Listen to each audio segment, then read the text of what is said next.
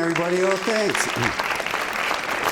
You know, it's so nice for my wife Camille and I to be here. We live in a small town in the central Adirondacks, Long Lake, New York, and our school is small and yeah, it's beautiful. And we understand the issues of small rural schools, you know, and the struggles that our kids have. But I get to actually go all over the country. And so I find those very same issues even in the big towns and even in the cities. And when I talk about some of the things that are happening, you know, that research is showing us in kids' brains, we don't actually think that the fundamental difference between kids' brains now and kids' brains when we were growing up has changed that much. But we're pretty sure that the world around those young brains has changed quite substantially. So I get to talk about and go visit these researchers, and they are happy to demonstrate what they can show us now. What they can show us is based on these brand new, wonderful $8 million imaging devices like the fMRI, which shows us actual activity in someone's brain. Or my favorite, I love this diffusion spectrum imaging. This one that's going to come up here is brand new, and all of what looks like colored threads up there, all of those colored threads, actually, each one represents 20,000 neural pathways. And now we have these things in real time. So we can have a 15-year-old male brain up on this device, and you and I can watch in real time how that person processes emotions, unlike the way you and I process emotions. We can actually watch this brain now and determine how young people, there we go, good, half and half is good. We can watch this brain now and see that there's a really interesting difference in how young people assess risk and decide whether or not to take that risk. But they use an entirely different subset in the brain to do that from the one that you and I use. And we can look at this brain now and see that there's two remarkable kind of strands of problem solving. So one of them we call is no-load problem solving. When this young brain doesn't have an emotional load on it, it is unbelievably fast and remarkable at solving problems. And if you don't believe it, bring some new digital device home. And then while you're sitting at the dining room table, you know, unfolding the little manual that came with it and wishing you had your AARP enlarger because it's written in size 3 font, you know, when that's going on, your 14-year-old daughter will come over and say, let me see that, Mom, you know, and go over to the laptop and come back 7 minutes later and say, oh, Mom, you know, while you were reading the manual, I downloaded 4,500 songs onto this device, you know, and you will say, this plays music? You know, because you didn't realize that when you bought it. This is a smart, remarkable brain that we now believe is what we call a growth-oriented brain. If we teach them things in the right way, I won't say that it's open-ended in terms of how much they can learn, but it's pretty close to it. So you have this wonderful problem-solving brain when there's no emotional load. But when there's an emotional load, I'm going to talk to you about a set of chemicals that show up in their brain and do some things that make it hard for them to solve problems. So I love the new research. I love these images. I'm so impressed with them, actually in two directions. One, that these are so clear, and you can see them in real time.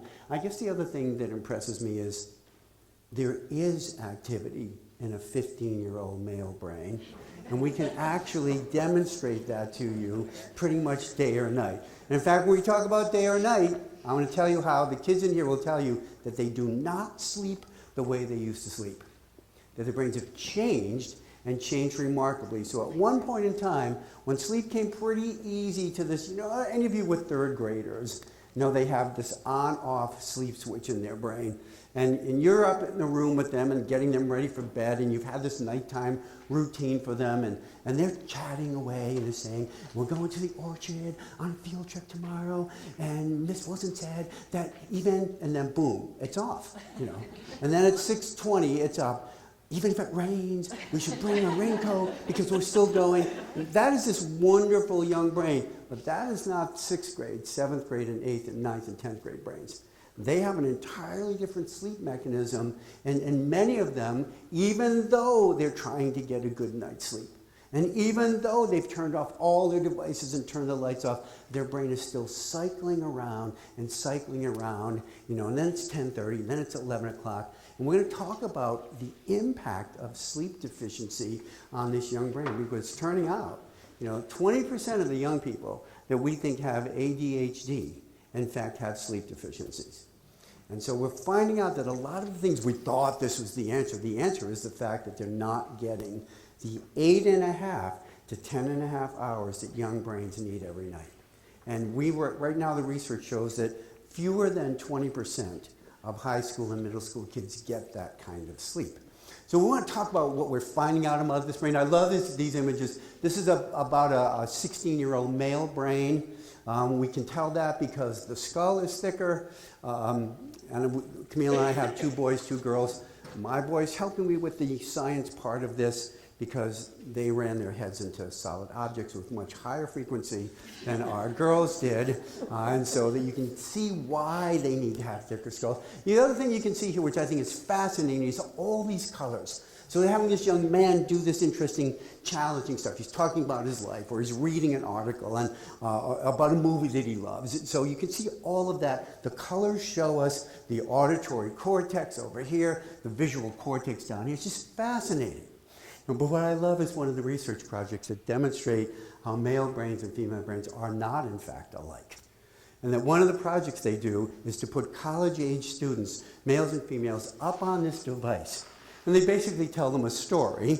And the story is, we're going to give you a complicated math test. And this machine is going to show us how your brain is figuring it out. That is untrue. They are going to give them a math question, but the machine's not interested in that. They'll say to the subjects, so it takes 3 to 5 minutes for the machine to calibrate. Before we give you the question, we have to wait for the machine to warm up. The machine is already running. Just relax, don't think of anything. And all the colors show activity. When they say that to male subjects, they get 1 color. Because it turns out that men are exceptionally good at not thinking of anything. It's a skill that we work on and we've pretty much accomplished. When you say to females, don't think of anything, there's 15 colors out there for 3 to 5 minutes. So there's these really interesting differences in how this brain works. And Camille and I, because we're empty nesters now, our youngest graduated from college this past year. And so she gets to go with me on the road a lot, which I really like. Although sometimes when we're driving across the state, after I finish something in one place, and it's quiet in the car, and then she asks me the question that men have come to fear, which is, what are you thinking? Should you ask your husband that question and he says nothing, take his word for it. Okay? We can demonstrate to you now that this is an actual reality. So we can look in this brain and we can see what's going on. It's fascinating. The more we learn about it, I think, the better off we all are to help figure out what is going on in there, so that we can interact with them in ways that are better for everyone. And so we're finding out how powerful this brain is, how developmental changes start, and it ends up, the more we look in this brain, the more we're finding out how exciting the chemistry of all of our brains are, but how kids' brains have these chemical processes unlike ours from about 11 to 12 years right up to 23, 24, and 25. And one of the chemical processes will be the signal that starts off puberty. So you're going to make that change from child to adult, which is a 10 to 12, 15, even 15-year change. When you're going to make that change, it's heralded in by this compound called kisspeptin. And kisspeptin will not come in unless some 3 requirements are satisfied, when usually you have to have them between 11.5 and 13.5 chronological age. Generally, you're going to have a plateau weight of 88 to about 112 pounds. And for girls, here's an interesting requirement, and that plateau weight has to have 24% of that weight be fat. So we have an interesting challenge for the girls growing up in America right now, because when they look at the pictures that are on every magazine in March, April, and May about bathing suit season, they're not seeing young women on those pictures with 24% body fat. They're seeing young women with between 10 and 12% body fat. But they could have not gotten to that point as 20-year-old young models for the bathing suit industry without having this happen. And you can't have this happen unless you're 24 to 26% body fat. So for a lot of our girls in particular, they're looking at pictures that seem to them unattainable because they can't get there. If you're at that point, you're not going to start puberty. So you have a real interesting thing. And boys, you know, there's some changes, but the boys still have both biochemically and I think culturally, you know, different kinds of pressures. When I'm in an airport ready to fly somewhere, and I look at all the magazines in March and April, so many of the covers of the women's magazines are get ready for bathing suit season. You're not good enough as you are. And most of the men's magazines are, you need a quad to drive through your property or go hunting, you know. You need a new outdoor motor. So for the men, you're not good enough, but if you could buy some more toys, you would be, you know. And for the women, you have to change who you are to have this, you know, this acceptability. There's some really interesting outcome studies on that. What does it mean for kids? You know, if they get to this state, we're going to have a signal to the endocrine system with the production of new hormones. All the kids, everyone that's going to make this change is going to have pituitary growth hormone, testosterone, and estrogen. Both genders need both hormones, or all three hormones. But for the boys, it'll be big T, small e. For the girls, it'll be big E, small t. But they all have to have them. So you have to have the chemical, the signal, the capacity to produce, and the occupation or activation in new sites by those hormones. It's pretty fascinating. And it's not overnight. And it can start, like I said, at 11, 12. You have this really interesting run where physical growth is going to suddenly become like exponential. And not just physical growth. And we know the skeleton grows first. So you're going to have the long bones of the skeleton grow. Anybody have them playing modified soccer? Any of you kids play modified soccer or basketball? If you've had that in middle school, you're buying 3 pairs of shoes some seasons. And you're buying those shoes because when we talk about skeletal growth, it's distal. The long bones grow first. So it's these hands that get gigantic. Their legs, their feet get to be like size 13, you know, when they're 7th and 8th graders. But muscularity, the regulatory control, how do I control this system, you know, actually diminishes. So you have a really interesting struggle for kids. Because right at about 9 and 10, they get pretty good control of their bodies. They're quick, they're fast, they're agile. You know, even in their sports, they start to get the concepts. So if you watch 5th graders and 4th graders playing soccer, they get it because like they have a position now. You're a wing.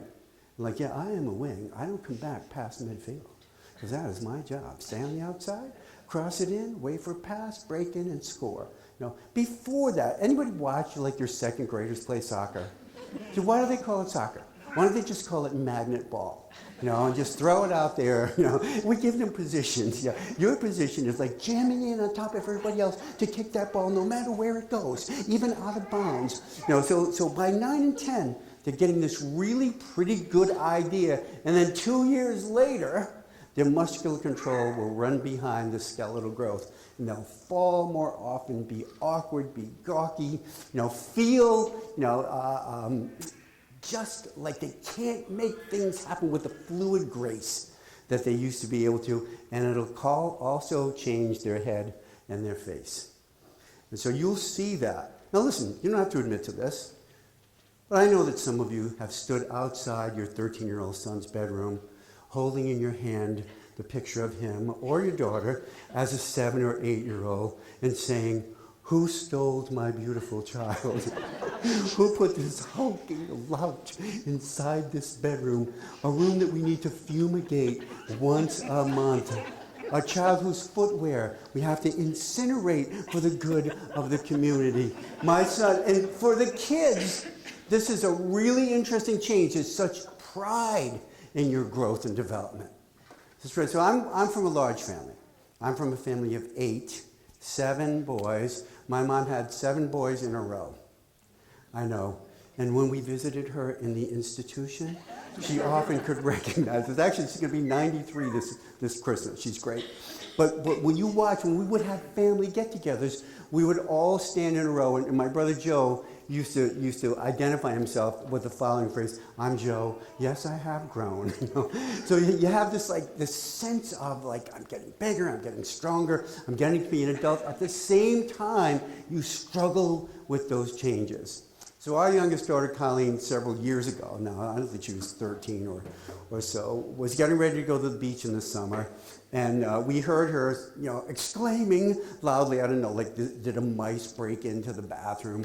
So then Camille runs up the stairs and she's astonished and distressed that as she's fixing her hair with her bathing suit on, she notices there's 3 hairs growing under her arm. And it's well, that's all right. It's not all right, because it will look like a gorilla in a 2-piece suit, down at the beach. And so, have to initiate the, let's clean up the hairs deal here. Whereas years before that, my son Matt is up getting ready for the beach at about the same age. He's going to fix his hair, sees the hair on his arm, and comes down to the breakfast table, and he's like, "See this? You see this, Dad? Because I am a man now." And so you have these really interesting differences in how is it going to play out? Personality, characteristics, friends, support systems, family, all these wonderful roles in a time frame that is very challenging for them. Chemical changes in the brain.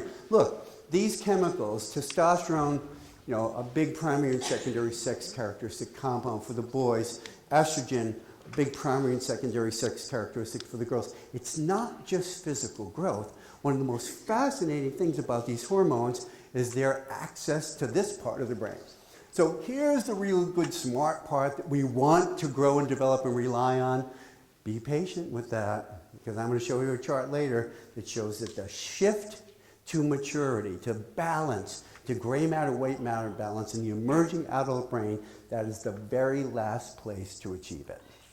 And so when we demand that they solve this problem, we're basically often asking a brain to do something it is not yet capable of doing.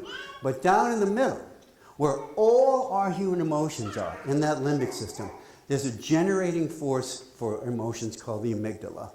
Testosterone gets access to that place. Estrogen gets access to that place. Both of those hormones have the capacity to make that tiny place in there. It's a twin cylinder little place. It makes the amygdala larger and more active.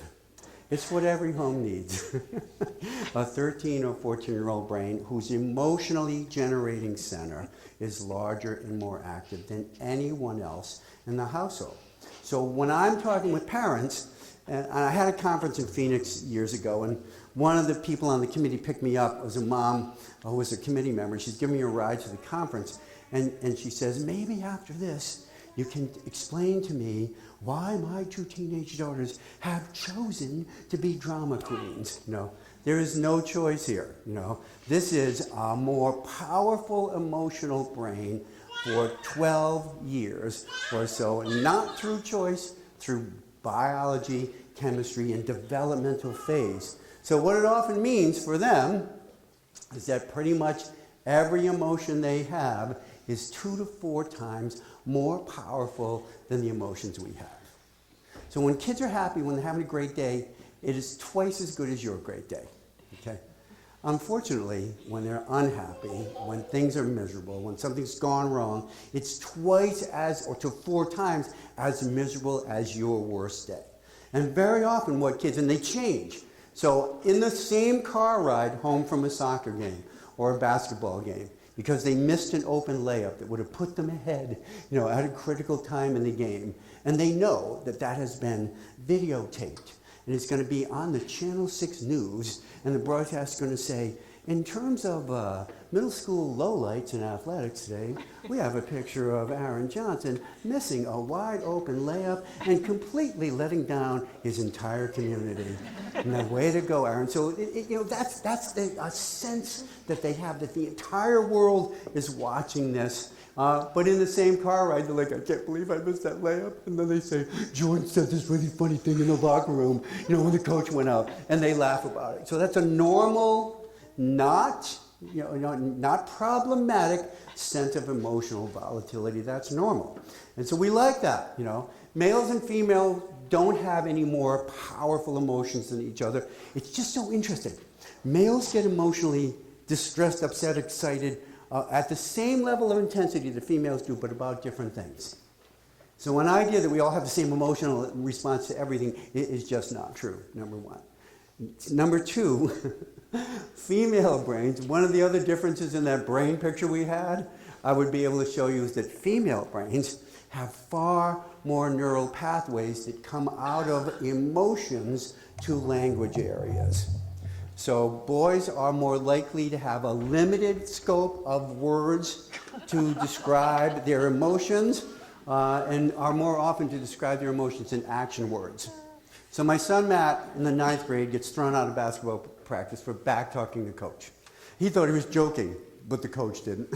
And he comes home and he's furious. And in those days I was a counselor.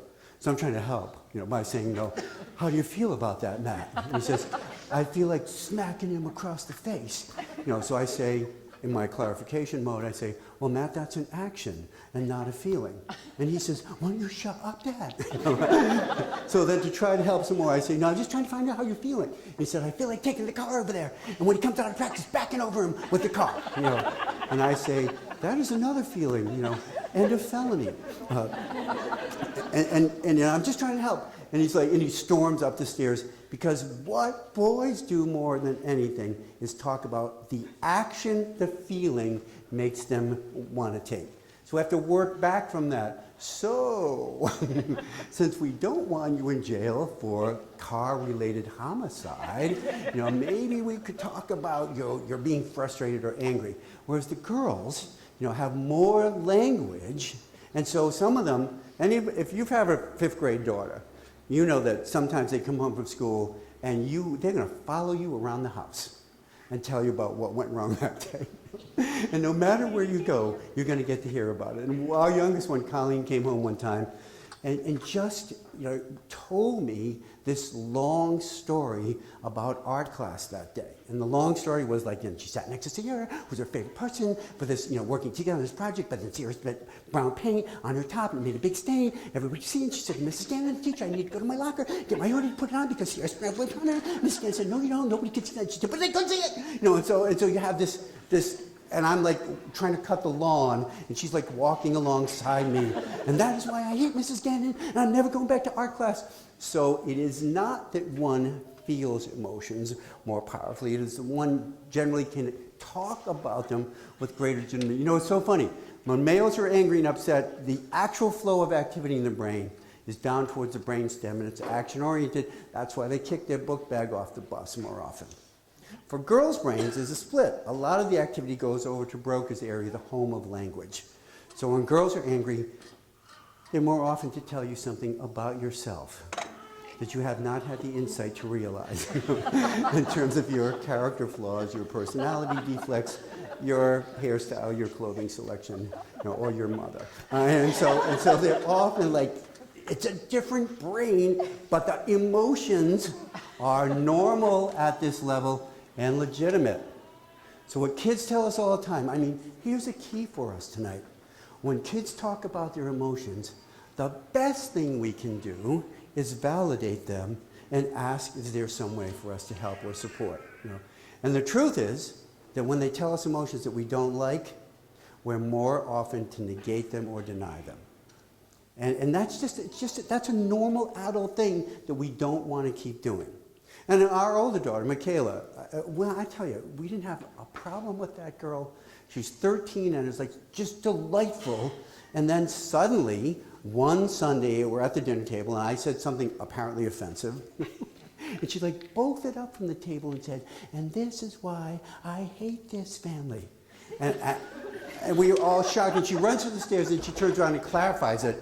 And she said, no, not the family, it's you, Dad. And I'm telling you, it was like an arrow in my heart. So I went right to parent denial. And when she ran up the stairs, I ran to the bottom of the stairs and I yelled up those stairs, no, you don't. No, you don't. but according to the research, yes, she does. And she can hate me with 2 to 4 times greater intensity than I can hate someone else. So if they come home and say to you, I hate my math teacher, when we say, no, you don't, or you don't mean that, or that's not a good emotion, none of that is helpful. And so if we would take a deep breath and say, that's a legitimate and powerful emotion in a brain that feels everything with 2 to 4 times greater intensity, and the way for me to help is to say, tell me what's going on in math class so that maybe you and I can figure a way where it won't be such a hard place to be. And not, that's a bad emotion, or no, you don't have that emotion. Yes, you do. Or sometimes, here's what kids say. They tell us an emotion, and we basically minimize it. You know? And we say, yeah, you have that emotion, but it's really not important. And I wonder if we can't remember what it's like to be in this brain because we don't have 200 billion cells worth of firepower and a central place, the amygdala, that's cranked up by hormones. We don't have that anymore. So A, we can't remember the emotional intensity of that, or B, sometimes their raw emotions are so powerful it's uncomfortable for us. And so we say, no, yeah, okay, you have that feeling, but it really doesn't count.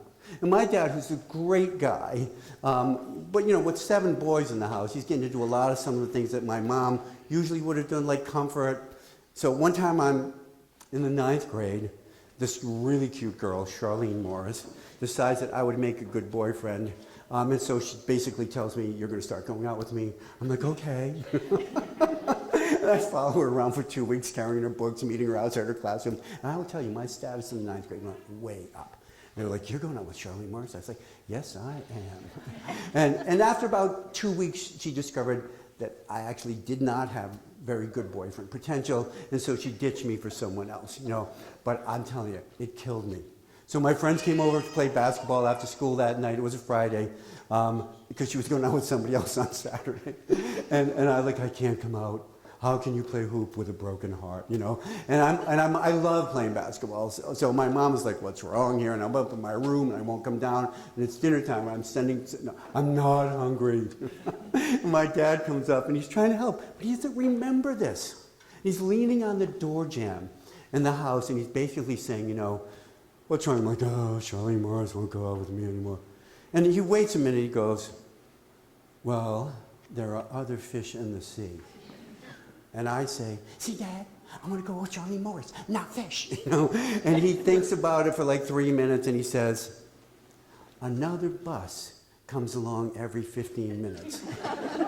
And I say, is it a bus to the fish market? Because maybe I can find somebody there. And he doesn't, he's basically saying, yeah, you're heartbroken, but it doesn't count so much. And he doesn't mean that, but that's the way I internalize it. Because I'm not hungry.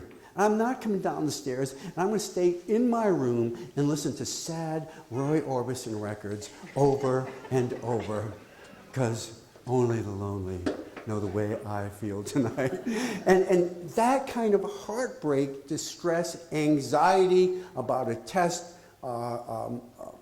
emotional catastrophe of the best friend fight or the boyfriend-girlfriend breakup, those are all real, all powerful, and when we legitimize and validate them, we're much more likely to get into a conversation where we can be of some assistance or some help. So we find this stuff fascinating. It's great new information, I think. We know there's some other things there that are hard to work through at this age. So you get this unbelievable change going on. And you get this remarkable set of changes happening. And of course, we put them all in the same grade because we have to have some institutional format. But if you're born the day before the closing date to start school, you'll be the youngest kid in that grade by 11 months, 3.5 weeks. And if you just make it, you'll be the oldest kid if you were a few days earlier. So these young people are going to change, and they're going to be a world of difference between them developmentally. But one part of their brain is going to be relentless about it. And inside all of our brains, we have these places that we call now AA sites. AA is short term for self-reflective observational feedback loops. But here's what AA stands for: appearance attractiveness. I find other people attractive. Their appearance attracts me. I want people to find my appearance attractive. Now, it's a great deal because you see the change in hygiene right then. Okay?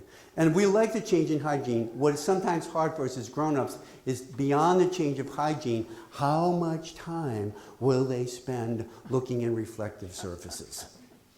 And I remember Colleen, now our daughter Colleen, the youngest one, has this thick, unbelievably sort of wavy dark brown hair, but apparently that was not good enough. So at one point she bought a hair straightening device so that she could straighten the hair only on the left side, so it would fall directly over her left eye. And the bus was coming up the hill, and a lot of times he took her to school, and I'm like, let's go. We have to get to school now. We have to start. And she's like, no, I'm not done yet because I can still partially see out of my left eye, and that's not acceptable. And I'm like, I will drag you out the door. She's like, get the extension cord because I need to keep doing this, as I go out to the car. And I was thinking, like, what possible difference could this make? Well, in this brain, there's 5 times more activity in those sites in the brain than there is in our brain. So they cannot ignore any reflective surface. They cannot not be concerned about the way they look. It is not vain, it is brain. And girls, if you ever go to the mall and you're with 2 friends and you're going by a store with good reflective glass, you know what happens. You know what your brain makes you do. It's like a magnet. Where you're like, who are these attractive looking young people? It's us. So you can't not do it because it's not about I'm vain. It's about your brain driving you to have interest. Half of those sites are in the part of the brain that's the prefrontal cortex. What do I think about the way I look? And half of those sites are in the emotional part of the brain. How do I feel about the way I look? And there's a ton of cultural influences, what celebrities are looking, are they dyeing their hair, are they doing this, are they doing that? There's a ton of brain influences. So when you have kids, growing and developing, an important emotional safety consideration is that we never let anyone, not the older sibling in the house, not the uncle, your brother who thinks it's funny to make disparaging comments or put-downs about someone's height, weight, developmental process, because in this brain, any negative comments about the way they look get in and rattle around and actually can change some functional parts of that brain. So that the normal chemistry that they should be developing doesn't get to develop. So we do not allow people, to disparage our kids. We don't allow it online.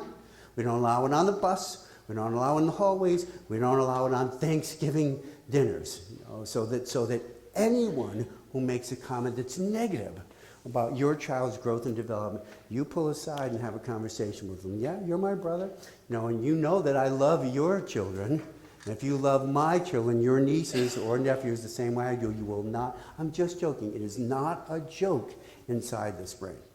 Inside this brain, comments that are negative about appearance, weight, size, structure, or physical development are perceived as remarkably problematic and often can change structural sites. There's a little place called Area 25. It creates all the chemistry this young brain needs. That will stop working. So we're finding out how when kids are targeted out by someone, for taunting and mocking and disparaging comments about their appearance, it's not just mean, and it's not just unfair, it's actually destructive. So, this is a great brain, we love it, but there's some real vulnerabilities here. Here's a slide I'm going to show you that will highlight this. All right, so we're going to look at a bunch of composites. So these are male brains between 15 and about 23 years of age. And these are female brains about the same age. A and C are the males, B and D are the females. And this is research done at Columbia where they keep kids in a study. After the college dorm closes, they invite some high school kids in there. They keep them there from the end of May, mid-June actually, for about 3 to 4 weeks. And they keep them there, they control the light, they control the amount of sleep, and they actually control their food. But what they found at the baseline is that when we're looking at the synthesis of a powerful chemical in the brain called serotonin, which is critical for mood stability, for basically for happiness, for stable mood states. The more stable and effectively you produce serotonin, the less likely you are to have depression. The lower levels of serotonin synthesis, the greater likelihood of depression. So we look at these brains and they find out that, boy, starting at about 13 years of age, I'm gonna cut a little bit of these boys' brains out. I want to make sure I have that chart in there. All right, so that's pretty good. So this is serotonin synthesis. The brighter the color, see the 120 and the 90 and anything above 60, see how bright those colors are? That's high-level serotonin synthesis. Down the lower colors, the blues and the darker colors over here, that's lower-level serotonin synthesis. Just at the baseline, starting at 13 years of age, which brains up there, the male and female, are making higher levels or synthesizing higher levels of serotonin? It's the males, and it's not even close. There's a 30 to 50% differential. So we know there's some kind of hormone influence because it starts at about 13.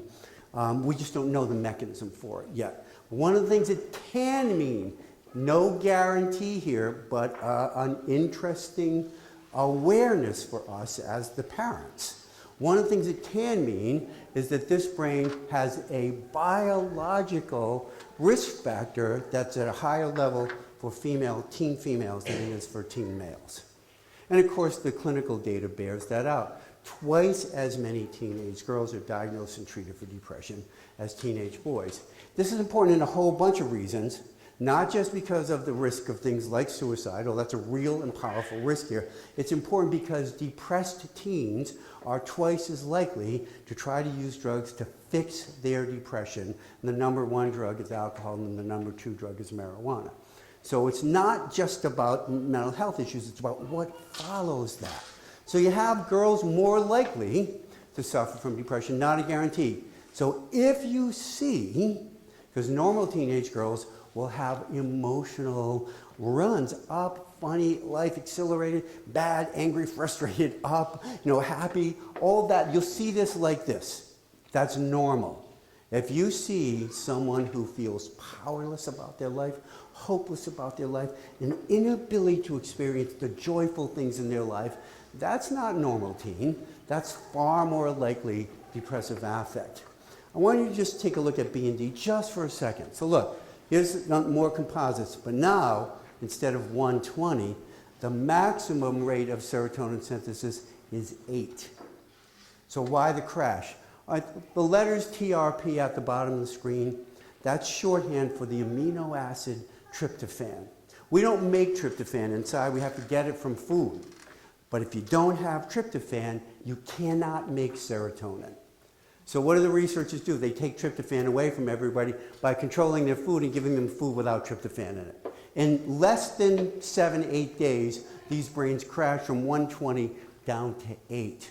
But even under what we're going to call an environmental insult to this brain's chemical systems, even under that environmental insult, whose brain is making a ton more serotonin? The male brains. In fact, it's even a greater disparity here. So when girls are having a struggle with some environmental influence, is it a conflict at home? Is it a boyfriend-girlfriend deal? Is a coach argued with you and threw you off the team? Is it a failing math class that's going to keep you from doing the sport that you love? So that's hard on both brains, but for girls' brains, that's even harder.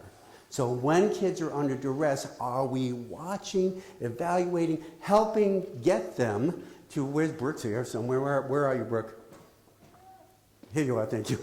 Are we helping get them to someone who has the clinical skills that Brooke has at your school that can help evaluate them and find out what's going on? So these are really new studies that show us kind of remarkable things. And here's an interesting thing. When we give them tryptophan back, the boys' brains recover this ability 2 to 3 times faster than the girls do. So boys are more likely to recover from things that have been a problem for them. Now that's going to depend.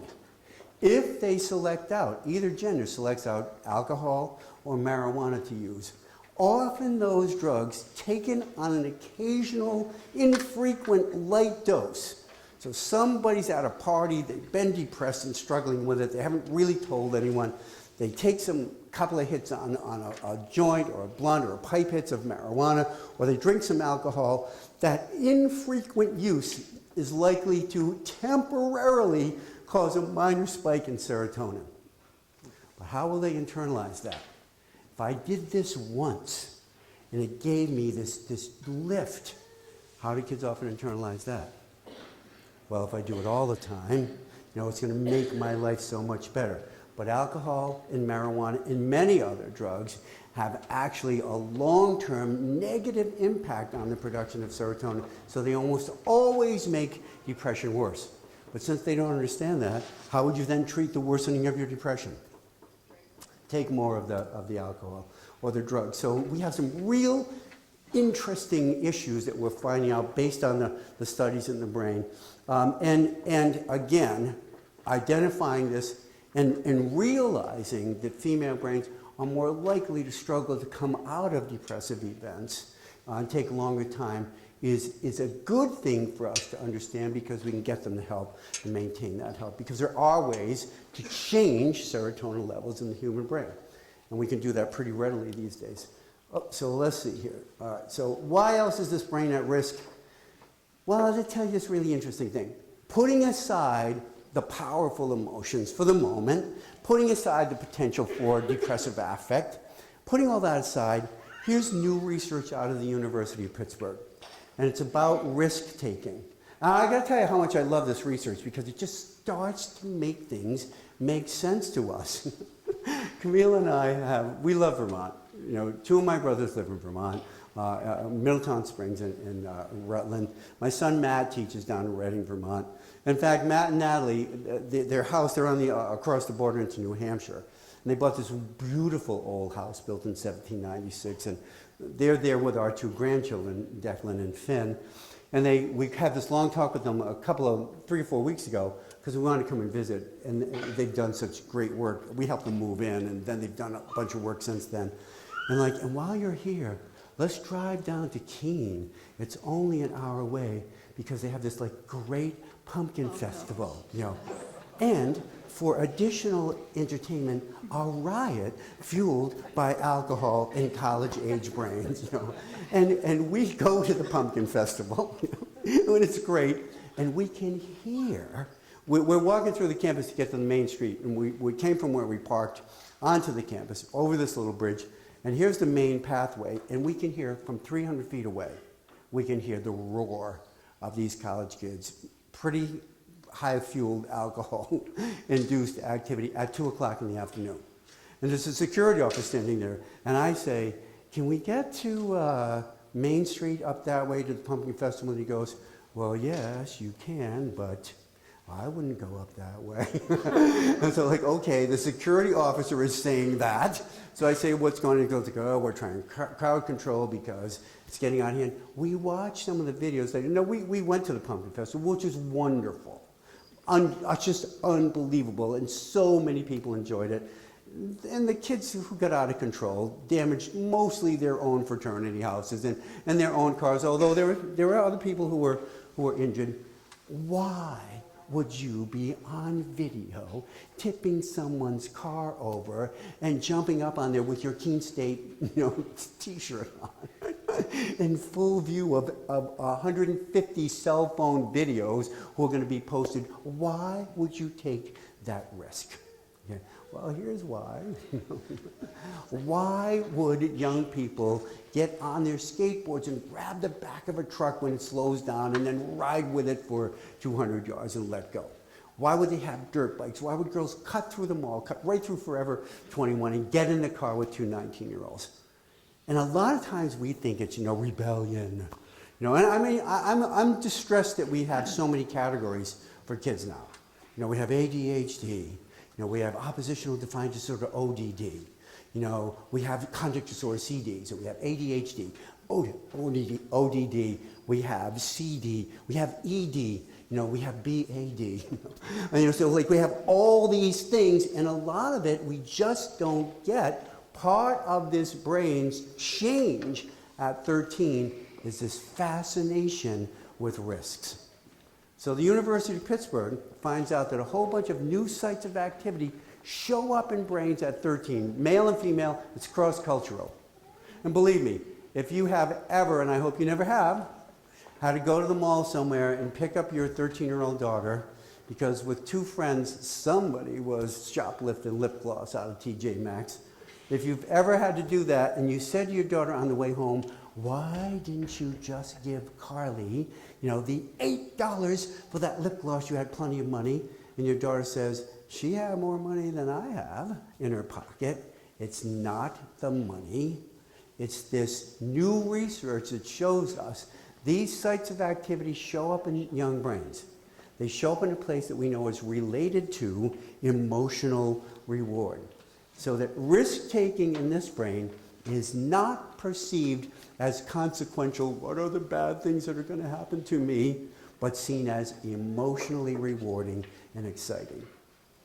And so we can vilify them all we want. When I was a kid, we never did that. Yes, we did. When I was a kid and we were 13, we'd go into the woods nearby, climb up trees. 3 of us would climb up a 30-foot tree, and 2 of us would cut it down with axes. Okay. Because, if you hang on to the trunk really tight, you do not get thrown onto the ground because the branches protect you from contact with it, There'll be 1 or 2 of us who don't get that lesson, my cousin Terry, who breaks his shoulder, and we're all honor roll students. I was actually an altar boy. Why are we doing this? We don't say, what are the bad things that could happen to us from this event? I don't know, maybe a broken collarbone. This is like the most fun we have had, in 2 weeks' time. And I grew up near the railroad tracks. Do you want some risk-taking activity? Grow up near the railroad tracks, where we would put ramps to ride our bikes over. When I finally grew up and got married, and we had our first son, I said, we need to move away from here to a place where there's no railroads, since we used to do stuff on the trestles across the tracks. So this is a brain. It's not about intelligence. It's about the exciting and emotionally rewarding activity that risk-taking involves. So here's some really interesting things for us, Who are we going to let influence them around risk-taking? Will it be the older kids they're hanging out with? Will it be somebody who leaves for a long weekend on vacation somewhere and leaves their 16-year-old son home to watch the house because what could happen? What could happen is a party with 150 young people. That's what could happen. Are we going to decry them because what's wrong with you kids these days? There's nothing wrong with them. Here's a brain, and possibly based on evolution, the way we got across the first river that impeded, the expansion of human beings was somebody probably between 13 and 15 said, do you think there's any cute girls on the other side? Because I'll swim across, and that's probably built into us. So here's a really interesting thing for kids these days.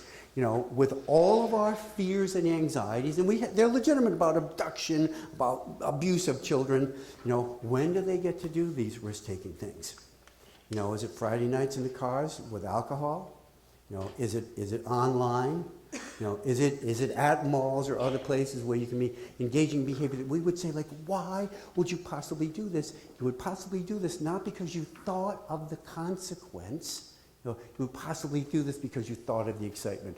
And if you're with kids that you like and admire, and they're engaged in the activity, even when kids know this is against my parents' values, and even against my own values, but the excitement of it, and the kids I like and admire who are doing it, their need for peer connection and peer bonding engages them in behaviors that all of us know are likely to get them in trouble. And that's part of the risk. So can we, as a community, as a school, as parents, find risk-taking events for them? Sports are a big part of that. You go up to the foul line, and you're ready to shoot 2 shots and your team's down 1 with 4 seconds left. That is a huge risk-taking event. You know? And our coach, when girls basketball, when we were watching Colleen play, there would be kids who didn't play as well, and he'd say, do you want to go in? And sometimes he'd be like, no, no, don't put me in there. But a lot of times he'd be like, yes, but no one throw me a pass, because it was scary and risky and exciting at the same time. We had this wonderful music teacher, Brian, who used to hear kids singing in the hallway and say, we're going to have an open mic, or we're going to have a talent show, and I want you to sing that song. And he would go, I don't play anything. I'll get someone to play guitar. The kids would come down and perform, terrified, but get this unbelievable emotional reward. Our daughter Colleen did it at 14. At 14, she said, I'm going to sing the Beatles song, In My Life. And I'm thinking, like, you know that song? I'm thinking, like, there are places I remember all my life, but some have changed. Yeah, like the ice cream stand is closed now, you're 14, but it didn't matter. She loved the song. She wanted to perform it. She was frightened. Two of her girlfriends did a duet together. You can hear the terror when they stand up. It was Lydia and Hannah. And Lydia's like, Hannah and I are going to sing Hey There Delilah by the Plain White Tees. God, don't let us die up here in front of everyone. And Hannah starts over the wrong chord, and they laugh hysterically for 30 seconds, right the ship, sing the song. We take them all home that night. We don't have to drive them home. We have to tether them to the bumper because they're floating 8 feet, and they have it on their videos, and they send it to each other. Can we help them find ways to engage in risk-taking? Because if we don't, somebody online will. At some party, somebody will.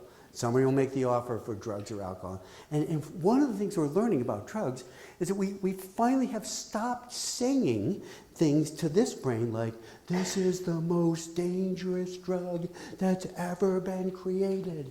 Is that risky enough to excite the parts in your brain that need emotional reward?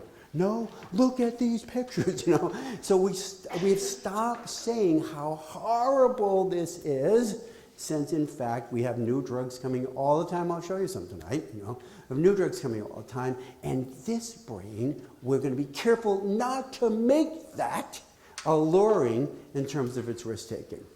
It's funny because I get to go do training down in places like Orlando and stuff like that, and Camille and Colleen could go with me sometimes. And I don't know, does anybody else have this delusional belief system? If you're at an amusement park and your child is going to go on a big scary ride, my delusional belief is that the ride requires my physical presence on the ride in order to have the structural integrity to stay intact for the entire time my child is on. Anybody share that delusional belief? Because if you do, you get to go on a lot of rides. And my brain no longer sees these as emotionally rewarding, exciting. But their brains, you watch teenagers on a roller coaster coming over the biggest drop, which we had up in Maine. All the teenagers, all my brothers and sister, we go up there. There's an amusement park. The first thing the kids do is look for the highest silhouette. They're like, we want to go on that. I'm like, yes, but remember the delusional belief, so I have to be over there. And we meet at 2 o'clock at Excalibur, the 10th rated wooden roller coaster. See, so I want to know, I do research, 10th rated for what? Hurling people off at the apex?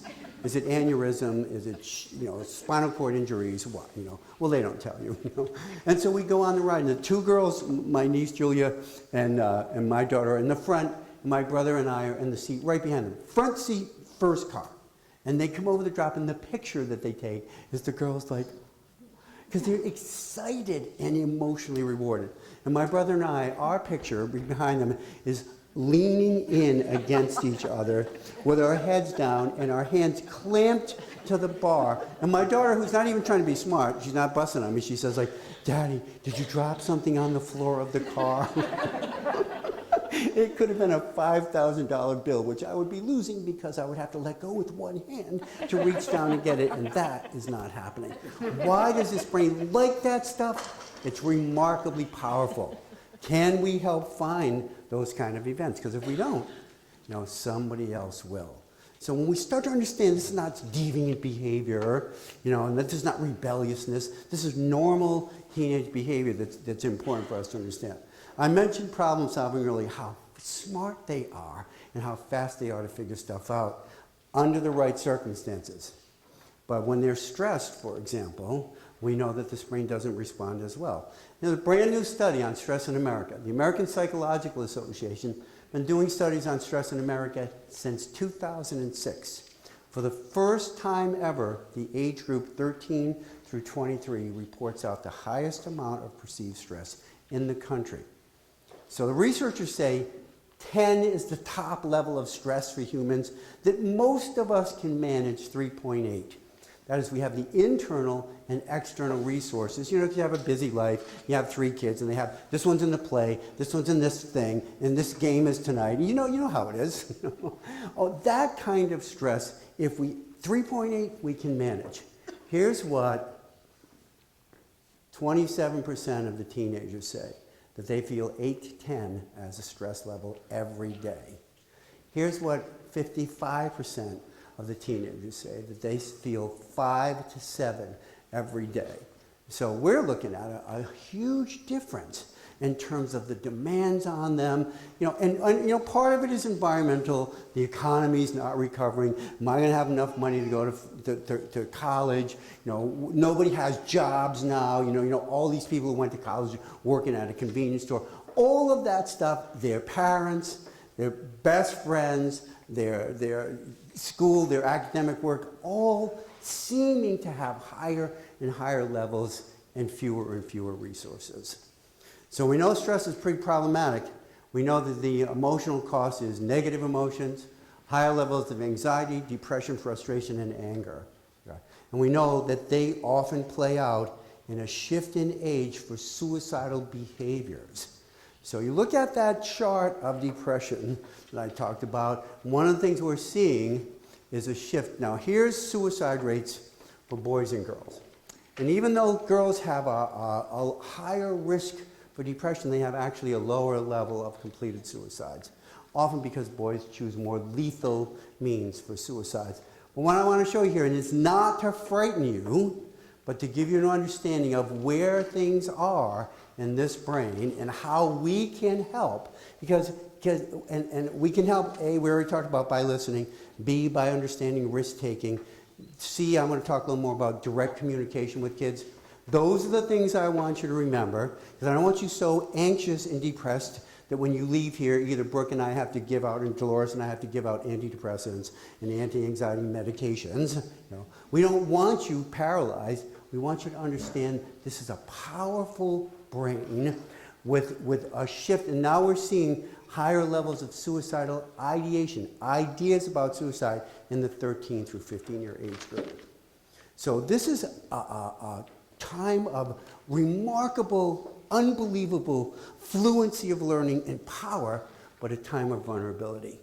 And our job is basically to understand where they are, reinforce our values, have open communications with them, and be the caretakers that say, no, you're not going to that party because I know no adults are present.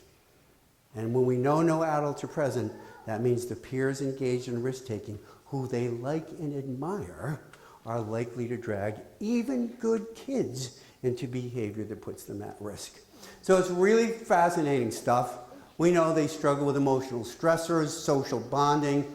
Kids need other peers. And if you can have your house be the hub, I tell you, that is a deal. So I play guitar. I love guitars. In fact, I have a disorder called guitar acquisition syndrome. It's a serious but not fatal disorder. And so I'm telling my brother one time, he's saying, does Colleen, your youngest, play guitar? And I'm like, yeah, no, she doesn't. She could play any of my guitars. And he's like, I don't think so. It's this vintage one from 1962, and it's this Paul Reed Smith. Why don't you buy a junk guitar? And it doesn't occur to me that she would be afraid to play my expensive one. So I buy a junk guitar. What was it, 3 weeks? We had 5 of them coming over, 3 girls and 2 boys.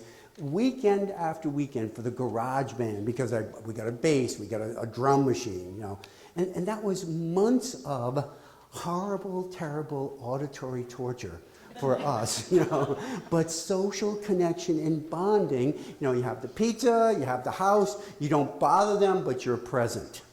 And so can your house be the hub for that? When they're struggling with negative emotions, how do we learn about it and help them manage that? I don't know, this is a tough one. More and more research is showing that the age of digital devices has increased the perception of boredom. If I do not have this device, my life is boring. And we don't know what the answer to this is yet, I'll be honest with you. But we do know this. For sleeping and getting enough sleep, they cannot have that under their pillow. We've already had house fires started by phones under pillows. They can't even have it on the bedstand next to them because any email, any text, any reminder lights it up. And the color, the light from your phone and the light from your iPad, from whatever device you have, from your computer, your laptop screen, that light inhibits the production of melatonin. Melatonin is a compound you have to make that serotonin we talked about earlier. So there's a lot of things we're worried about. I'm worried about this, because we're old. Camille's got a friend that's got a kid who's like 11, and they were up staying with us for the weekend in the Adirondacks. Does anybody know the movie The Princess Bride? Yeah. And so you know the movie, I love that movie. And so this little kid, she's like 10, and she has a phone, which we didn't let our kid have till she was older. So she's on the couch, and I'm watching the movie because I love that movie. Farm boy, as you wish. And so she's watching the movie, and it gets a little slow because of the thing, and she takes her phone out and starts playing stuff with her phone. I'm like, Camille, I'm saying to Camille, I'm going to tell that kid to put her phone away. We know the kid. And she's like, no, you're not. And I'm like, yes, I am. She says, that's not your job. I'm like, this is the Princess Bride, and she's doing something on that phone, And I'm like, and she's like, mind your own business, And so I'm just struck by that when the movie slows this much, it's not enough activity for young brains. So we don't know about that. We know boredom. Listen, I know you're in a rural area. But if I can go to any big city in America, I'd be in Seattle, talking to middle school kids and high school kids, I say, what's one of your problems? They say, there's nothing to do. I can be in Boston. What's the problem? Nothing to do. So it isn't geographical, it's developmental. All right, so what else do we know? If your kids have too much money, and I know we don't think that's a problem, but if it's unallocated, if they don't have a goal for that money, like if they're not saving for a Paul Reed Smith 6-string custom 22 with Birds of Prey inlay. I'm sorry, I'm talking about my guitar. If they don't save their money for a purpose, then money in your pocket is a risk factor. A risk factor for alcohol buys, drug buys, cigarette buys. So we know these are really interesting things. For males, older siblings, if you have an older son, using drugs, you have a higher level of risk for your younger sons to use. So there's no skipping addressing the problem. You can't skip it. You have to address it. For girls, what do we know for girls? For girls, it's early puberty. And it is not the hormones that do anything to the girls. To whom do they become attractive when they get into puberty earlier? Older boys. So what is the rule we have for families? Middle school girls should date 1 year up, or the same age group, or younger, we don't care, but 1 year up. High school girls, 2 years up. Many 10th grade girls are emotionally equal to 12th grade boys. But past that, you'll see life experience and maturation unequal, and that leads a much higher likelihood of girls getting into alcohol, drugs, early sexuality, and even criminal behavior. So our job is no, you cannot date somebody who's that. And I know it's so hard. We would like to explain to our 8th grade daughters, like, listen, this is a 12th grade boy. He obviously has so few social resources and skills that he cannot get any 12th grade girls to date him, or 11th grade girls, or 10th grade girls, or even 9th grade girls. So what does that tell you about his potential as a long-term partner? And you would love if your daughter would be like, oh my God, Mom, I hadn't thought of it like that, but now that you pointed this out, I'll end this relationship now. He has a car. He has older friends. Those are the things that are more powerful in this brain. So our job has to be not now, not then, not that. Later on, if they're still in their early 30s and they're still looking to get married but aren't yet, and in your household, you can expand that range considerably on either side. All right, so what do we know? Dysfunctional families. I'm going to skip through this really quickly because everybody knows about this, and this would be a whole night on its own. We know that family dysfunctionality is hard on kids. It's the #1 risk factor for drug and alcohol stuff. If the dysfunctionality in the family, that's why I was so glad to hear about your meetings, your 12-step meetings that are available to you. If the dysfunctionality is drug addiction or alcoholism, high risk. But kids who are struggling with emotional disorders and learning disorders are at higher risk.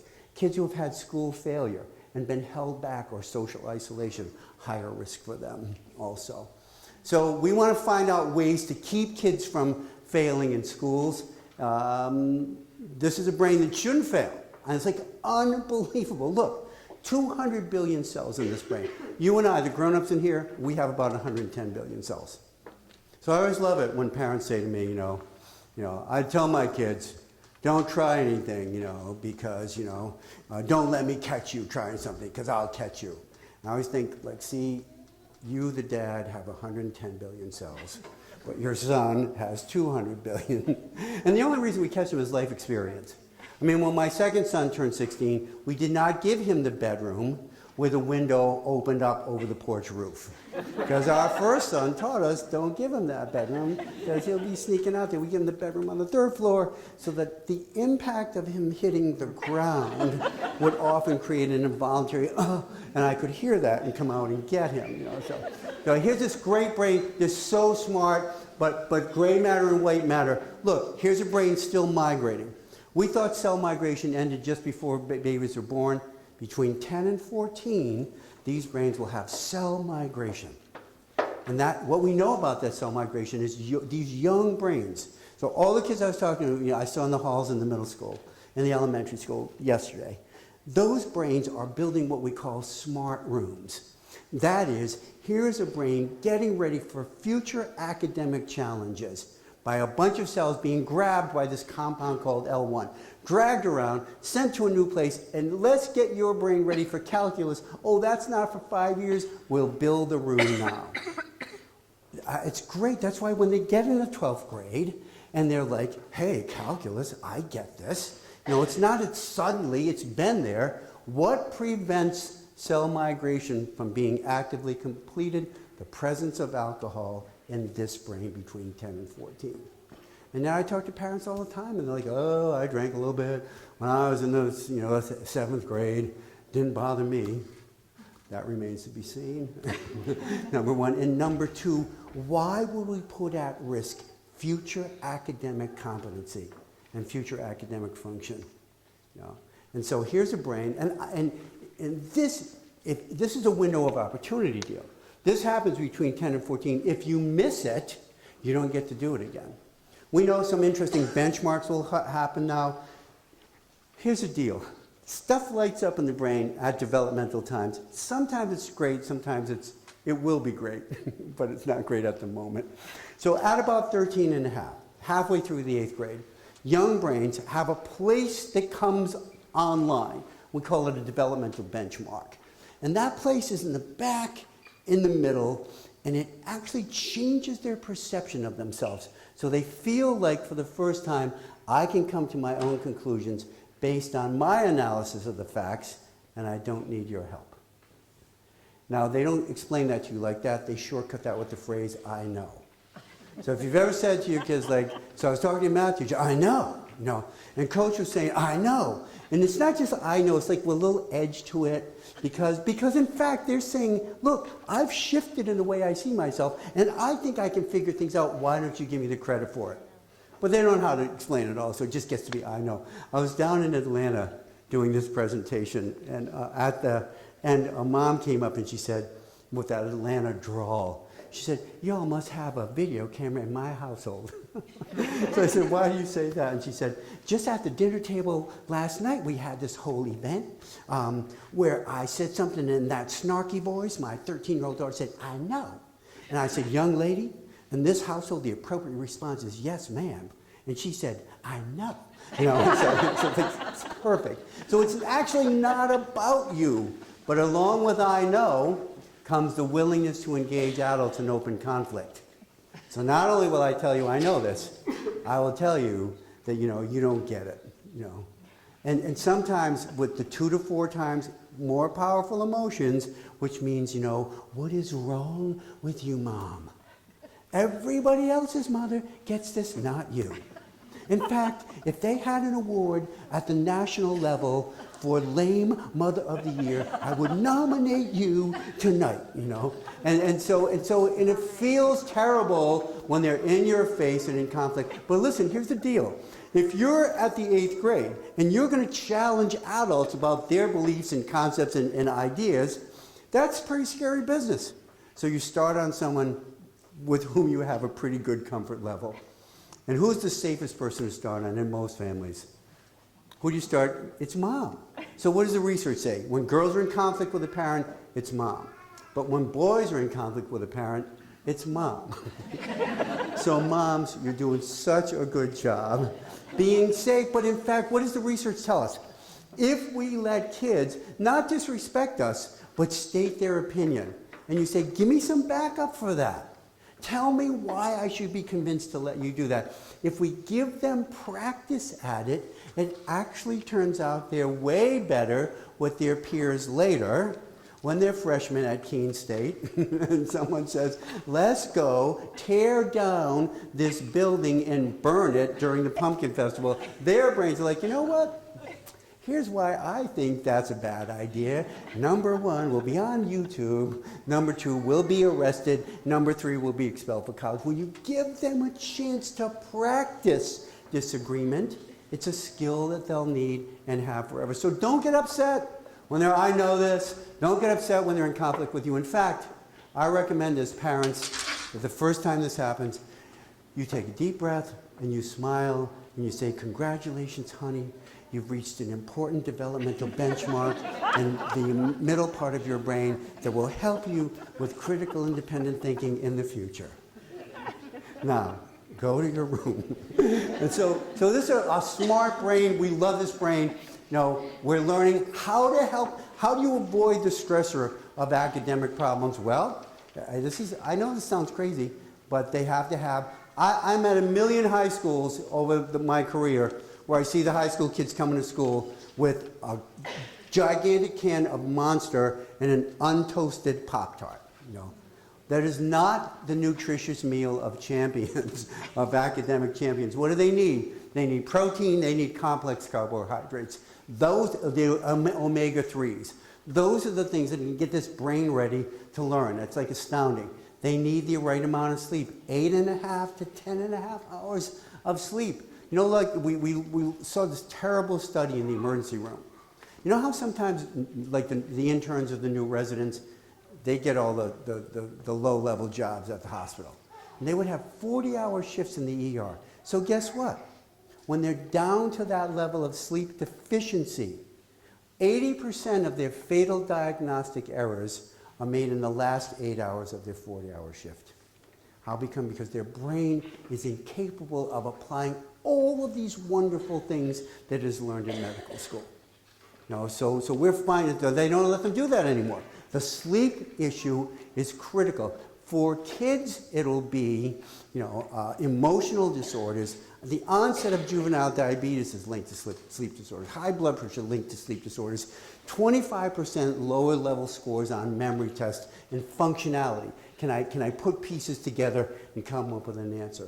So finding ways, incorporating processes and patterns in the home where you say, this is how we get ready for bed every night. You take the bath or the shower, you get the clothes ready, you say goodbye, you finish your homework, you power down your electronics, you make the room quiet, you stop drinking caffeine at 3 o'clock in the afternoon. When you do all that, you help this brain get the sleep it needs. No electronics open. And I like them actually not in the room, but it's probably a losing battle. Fewer than 20% of the kids actually get the sleep they need. So we have the diabetes, the high blood pressure, the obesity. We have the depression and emotional volatility. We have more risk-taking and higher levels of academic deficiencies based on sleep deficits. And please, this is hard. Look. Sometimes if you have to, if you get a chance to drive your kid to middle school because they missed the bus or what, sometimes it's a great opportunity because it's just you two in the car. And the car is a wonderful place for talking. I would rather have the nighttime car.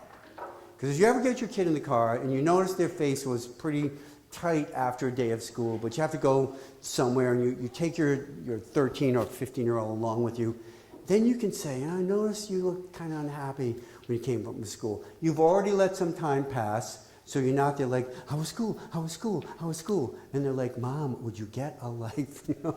Would you get a job and stop living vicariously through me every day? You know, so you have to give them time when they come home, get the dark car, ride with them in the dark car. I don't know, you have to have at least 2 hands on the wheel or one. You have to look straight ahead. We know talking with kids doesn't work the same way as talking with grown-ups. We like face-to-face contact, we like eye contact, we like squaring up, we like explaining ourselves.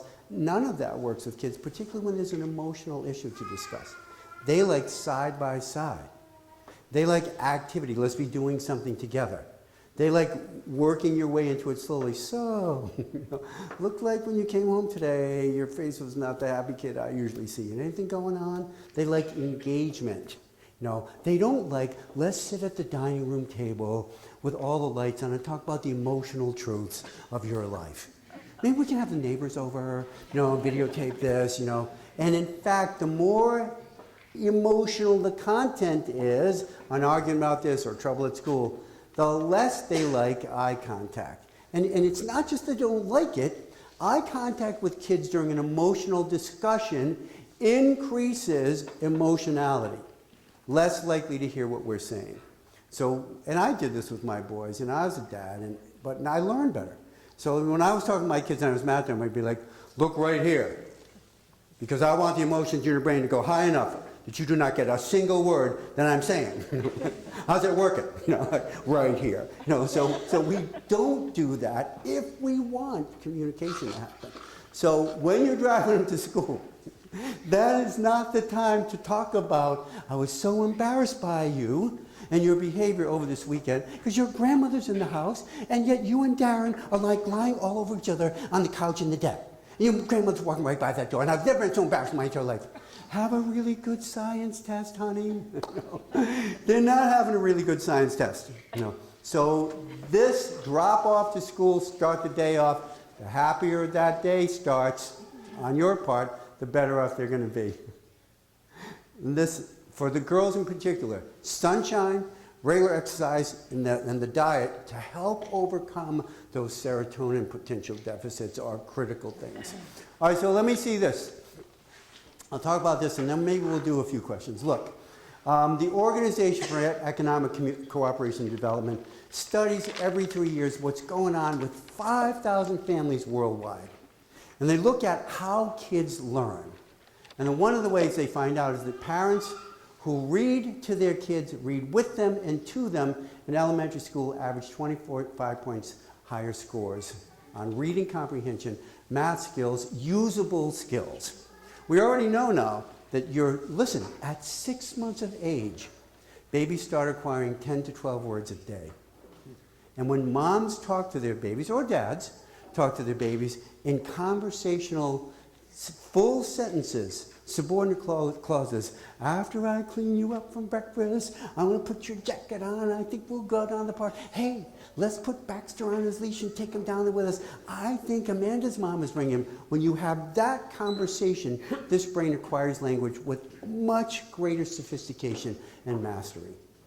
And kids who grow up in dysfunctional families often hear command language. Stop that. Shut up. Go to your room. Those brains are already going to be 25 to 30% less fluent in their languages. So we have these wonderful things. Look, new research shows us that prenatally, before they're born, babies learn the cadence, rhythm, and intonation of their native tongue. So that researchers who study this can tell by a baby's cry what their mom's language is.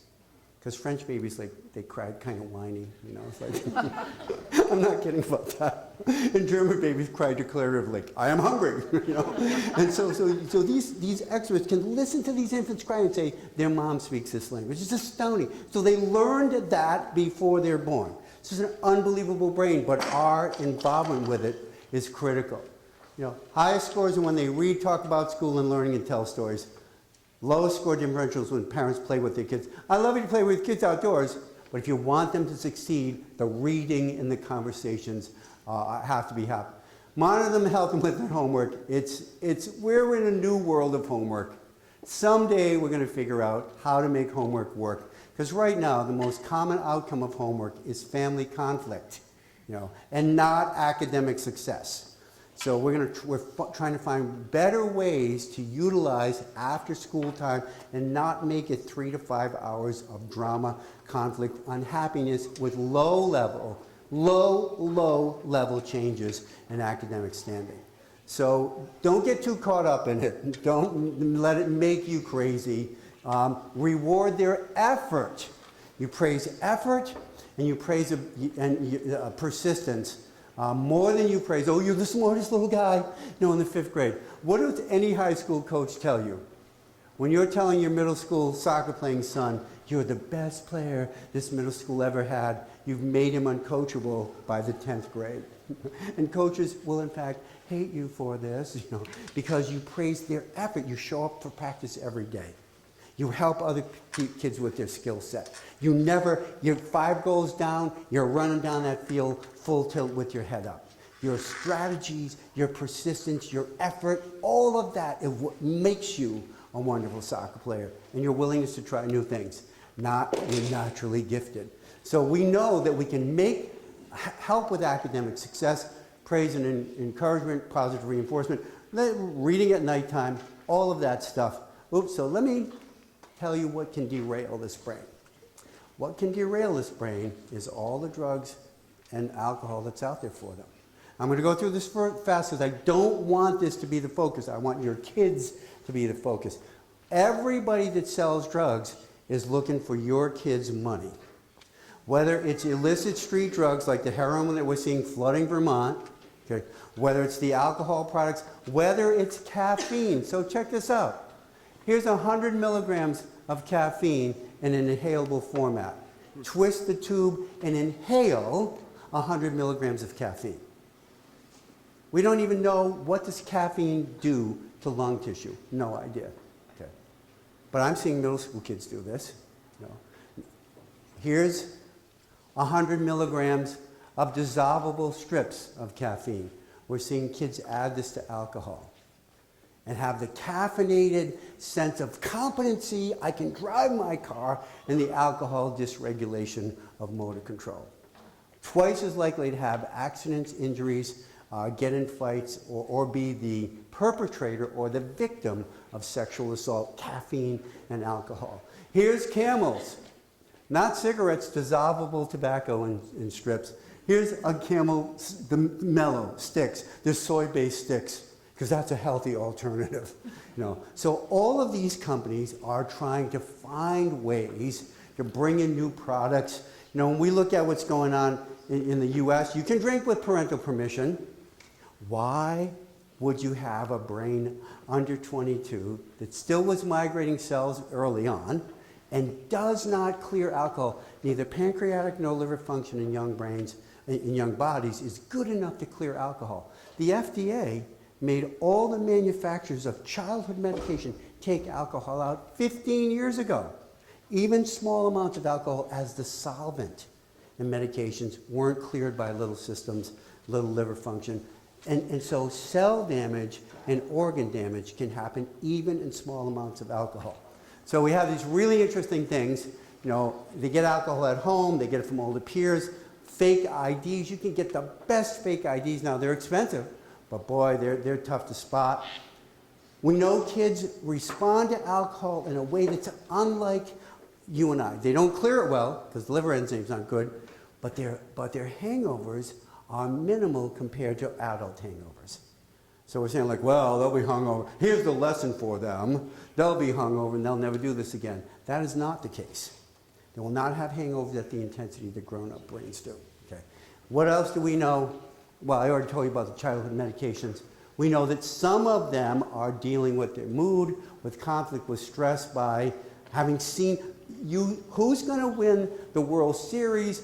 The team that loses will have alcohol-fueled riots, and the team that wins will have alcohol-fueled riots. So what do they get to see? How do you manage your stuff? Look, the cupcake craze? Here's 15% chocolate frosting alcohol compounds. 15% alcohol in the frosting. See the snow bar? So here's an industry that's going to tell us all of these things. No, these are adult products. Really? 14% alcohol, 100% cool, give me some. That's the Cosmo Pop. Because seriously, because I know that so many of you on your way home on Friday night will be like, I think I'm just going to stop by the liquor store and pick up some of those Cosmo Pops. It's because nothing the missus and I like to do better, than having a few Cosmo Pops while we're watching television. That is not a grown-up product. That is a product for kids. So, pocket shots, Mylar bags. Because, when I go to concerts, and part of my research, they pat everybody down, including me. They're looking for cans and bottles. These are Mylar bags with 4 ounces of tequila, whiskey, rum, or vodka. And what did I leave out here? Or gin in them. So these industries out there, let me skip over a couple of these things here. That's beer. Doesn't look like it, does it? 20-ounce plastic containers, 13% alcohol. See, so all these products have all been designed to make them more attractive to young people. What do we find out with young drinking? We find out, number one, 15-year-old, here's a brain up on the screen. So we're going to find out that young drinkers are going to lose brain function in the prefrontal cortex, the smart part. But check this out. This is a 15-year-old male brain who's a non-drinker compared to a 15-year-old male brain who's a heavy drinker. Both of those kids are in the same study. They both did well right through 6th grade. By the end of 6th grade, the one on the right began drinking. Mostly weekends, not even every weekend, but episodically, heavy drinking when he was drinking. By the time he's 15, 9th and 10th grade, they're both doing a math problem. Okay? This brain, all those colors, show us how actively involved his brain is in solving the math problem, which he does solve successfully. Look at the brain on the right. Okay? There's almost no activity in that brain because 10% of the prefrontal cortex is gone and 10% of the part that does memory and motivation down in here is gone. So we're seeing these remarkable, powerful changes in the brain. It tells us a lot that's going on.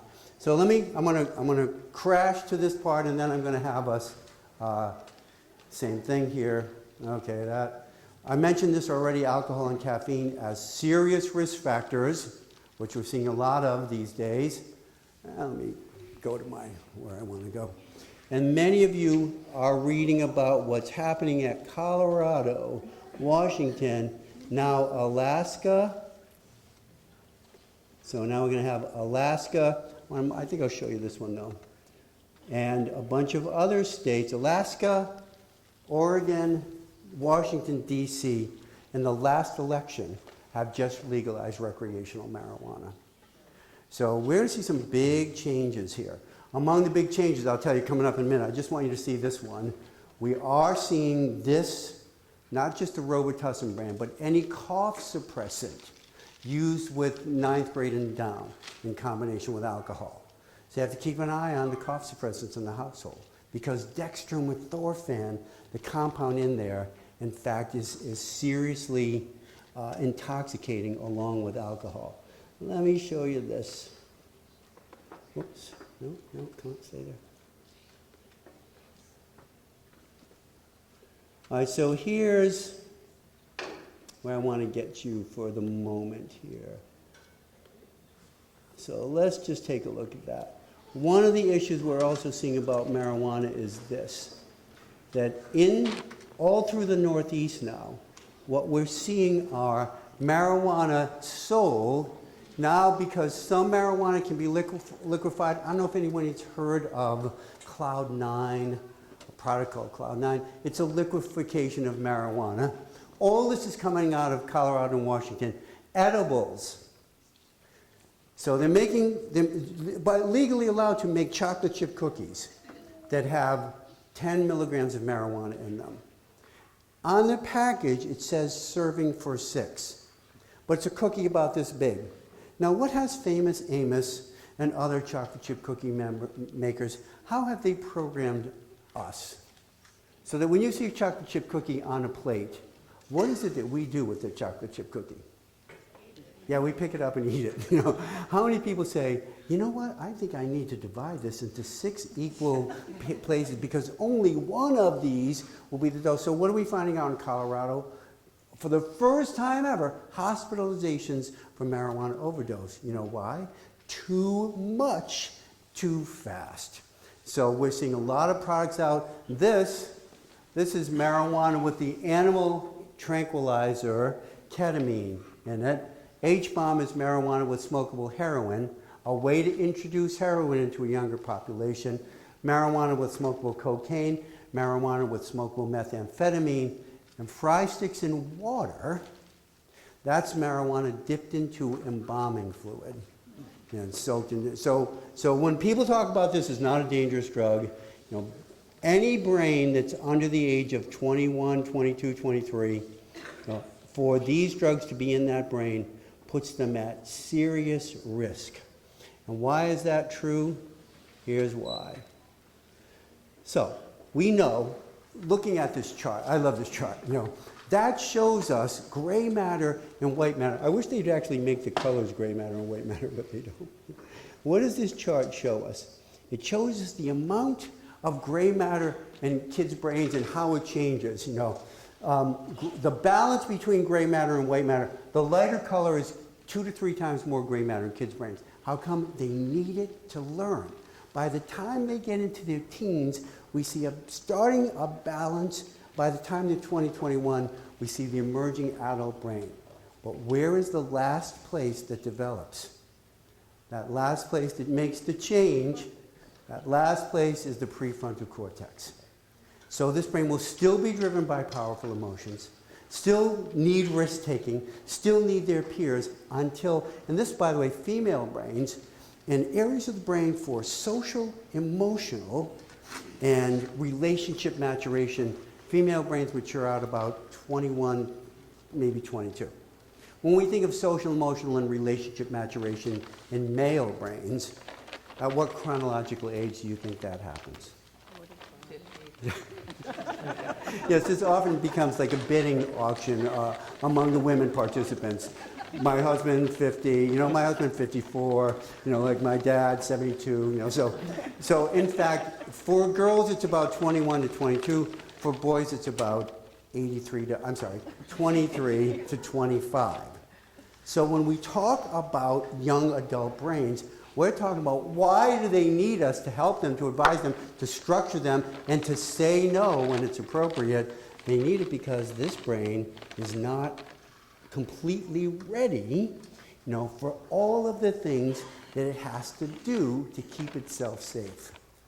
And so last but not least, what do we find out? 5 articles of parenting that help kids make it through this exceptionally remarkable time of brain development, but vulnerable time. And those 5 articles are awareness. You know, what are the things that are going on in their lives? The music they like, the friends. I like, you know, if you don't know your child's friends' names, there's a problem there, you know. You have to be alert to changes in those. And Camille and I, you know, no one could pick up any of the kids, even grown-ups, without coming up to the door of the house. And my kids hated that, to be like, no, I'm going on. I'd be like, no, hold on a minute, you know, come on up. Because I want to have a brief interaction with whoever's driving my kid, whether it's another kid or even a grown-up. At one point in time, someone was supposed to drive our kids to a big game. That person backed out, and one of the other parents said they would, but they had been having a barbecue with friends over and alcohol. So when they get to the house, I was like, you know what? I'll drive them, you know, because I'm not going to put my daughter, I'm not talking about drunk, but I can smell the alcohol. And I know the 4 kids in the back of that car is likely to be distracted. So how do you're aware of their friends, you're alert to changes. There's normal changes. They're not going to let you in on everything like they used to, you know. But the abnormal changes are when, you know, normal is like mall changes. You drive them to Manchester or someplace, and they're going to meet their friends somewhere. They don't want you to drive up. You know, they want you to stop, hundreds of yards before. Don't actually stop, slow down. They will roll out the back door, onto the sidewalk and come to a standing position and meet you in the dark at this parking lot where the light is out, because they don't want other people to see that have to get in your van. Everyone else has an SUV, you have a van. And so this is sort of like normal kid behavior. What's not normal? Locking you out. Where are you going? You don't need to know that. Yeah, you do need to know that. Well, they don't go out. Have to be awake when they come home. Anybody remember this? We used to say, give your kid a hug when they come home. Now we say, give them a hug and have a 3-minute conversation. Because many of them have learned to hold their breath for the duration of the hug. And so now you're going to say, like, how was that dance? And when you're asking them questions, particularly if you think they have disobeyed the rules, do not set the trap. So authoritative parents are parents who are loving and supportive. We love you, we think the world of you, but have a clear set of values. We know this is a great brain that you have. Great. In order for you to be successful, we don't want it damaged. So there will be no alcohol consumption. We love and support you. Here's the values that we have. And if there's been a breach, if they went to a party and you could smell alcohol in them, don't set the trap. Don't be like, so did you stay over at Jessica's house? Her mom told me her little brother had the flu. How was he feeling? Oh, he was good. No, he wasn't. He was throwing up all night. I know you didn't go to Jessica's. That sets the stage for a big battle about you're lying. So buy Sam Harris's book called Lying, which shows us that at 2 years of age, humans develop the capacity to lie. And in fact, lying is not a horrible thing as far as we can tell. It's a genetic component that's been transferred down through every generation by the parents of the current generation. Don't get caught up on the lying. You get caught up on the behavior. You said you're going to be at this house and you weren't there. What if there was an emergency? What if we had to get you? What if something happened? So the consequence is based on the behavior. 2 weekends in the house, then back to the world. If you go past 2 weekends, you don't build reflection. The first 2 weekends, you'll help them with reflection. Because you'll be like, so remember why you're home with mom and dad? It was about the bad choices you made last weekend. But past 2 weekends, they start to be resentful of your punishment and not reflective about their behavior. So we have a consequence, and last but not least here, it's affirmative. So my older daughter helped me with this. She came down to the breakfast table one time, it was school day, it was like Monday. It was late in June. She said, Dad, just in case you get a note, I'm not going to be in school Friday. So like you get a doctor's note with your mom, or you got a field trip. No. And so eventually she tells me she's going to go to senior skip day. So I'm going to senior skip day, the unofficial day where they all go up to this campground and drink. And I say, you are in the 10th grade, and you are not going to senior skip day. And she says, but the senior class is really small, so they've invited the juniors and the 10th graders. And I say, as socially progressive as that is, you are not going. We have this huge fight. Every other 10th grader is going. I'm the only one not going. Is it your job, Dad? The drugs and alcohol stuff? Look, Dad, I don't have any needle tracks on my arm. So we have this huge fight. And I say, you're not going. And, and she like storms over to the stairs, and starts up them and yells down at me, why don't you just buy me a jacket that says dork on the back? Because that is what you're making me. And because I know all this research, I say, what color? Would you like that jacket?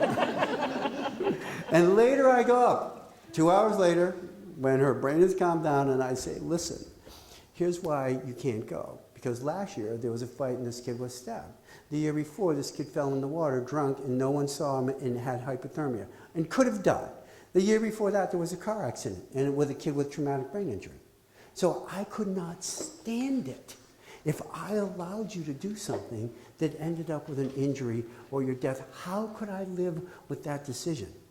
Because even though you swear to me you would not drink, that's hard to do when kids you like and admire are engaging in that behavior. And even though, because she protested, no, I wouldn't. Even though you wouldn't, you do not get to control how much alcohol the other kids who are coming to that party have had. And who's going to crash into the Lake Eaton campsite, campsite 38 at 70 miles an hour? How do you know it'll be at campsite 38? I said, it's where I went to get both of your older brothers on senior skip day. It is where I will go to get you, because it's too high a risk. And the truth is, I want you to be our happy, healthy daughter, even when you have your own kids and you're bringing them over here. I want you to be because your mom and I, we love you, and I care enough about you to have this fight with you. They hate that. See, because when it's about under my roof, or because I said so, then it's easy to get angry with you. When you tell the truth, because I couldn't stand it if something happened to you that I let you, when I knew it was a bad choice. So even though you're going to be mad at me, I'm willing to take that risk. All of my kids, believe me, none of them will say to you at that moment, thank you, Mom and Dad, for loving me, caring about me, and wanting me to be healthy and happy, so much that you're ruining my social life. They'll never say that. But all of them, 2 or 3 weeks later, the boys, takes a year. Here's what happened at that party, and this kid got hurt, and this one got sexually assaulted, and this happened. So our job is to say no when we believe the risks far outweigh any benefits.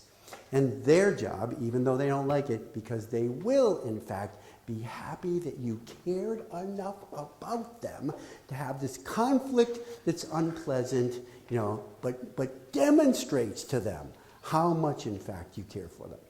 So it's great stuff. It's a fascinating brain. It's a wonderful time of life.